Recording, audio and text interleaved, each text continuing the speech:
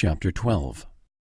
Isaiah sees the latter-day temple, gathering of Israel, and millennial judgment and peace. The proud and wicked will be brought low at the second coming. Compare Isaiah 2, about 559 through 545 B.C. The word that Isaiah, the son of Amoz, saw concerning Judah and Jerusalem.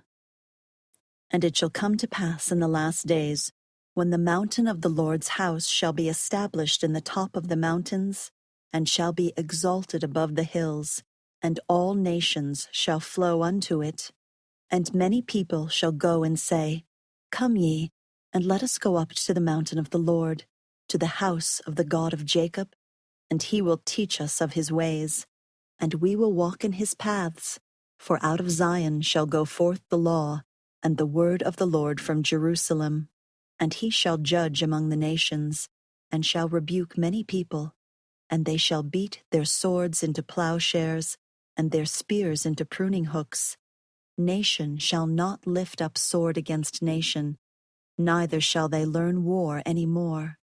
O house of Jacob, come ye, and let us walk in the light of the Lord. Yea, come, for ye have all gone astray, every one to his wicked ways. Therefore, O Lord, thou hast forsaken thy people, the house of Jacob, because they be replenished from the east, and hearken unto soothsayers like the Philistines, and they please themselves in the children of strangers. Their land also is full of silver and gold, neither is there any end of their treasures. Their land is also full of horses, neither is there any end of their chariots.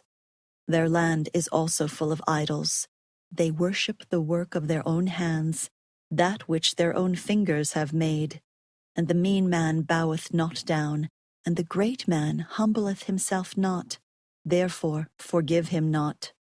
O ye wicked ones, enter into the rock, and hide thee in the dust for the fear of the Lord, and the glory of his majesty shall smite thee.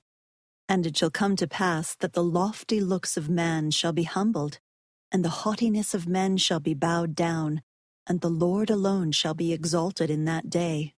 For the day of the Lord of hosts soon cometh upon all nations, yea, upon every one, yea, upon the proud and lofty, and upon every one who is lifted up, and he shall be brought low. Yea, and the day of the Lord shall come upon all the cedars of Lebanon, for they are high and lifted up, and upon all the oaks of Bashan, and upon all the high mountains, and upon all the hills, and upon all the nations which are lifted up, and upon every people, and upon every high tower, and upon every fenced wall, and upon all the ships of the sea, and upon all the ships of Tarshish, and upon all pleasant pictures. And the loftiness of man shall be bowed down, and the haughtiness of men shall be made low, and the Lord alone shall be exalted in that day, and the idols he shall utterly abolish.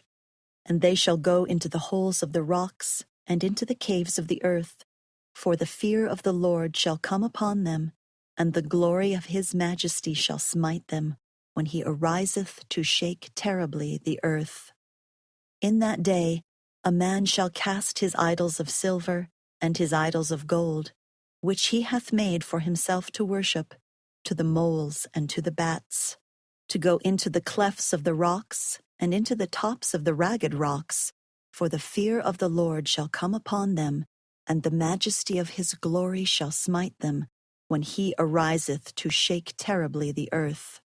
Cease ye from man, whose breath is in his nostrils, for wherein is he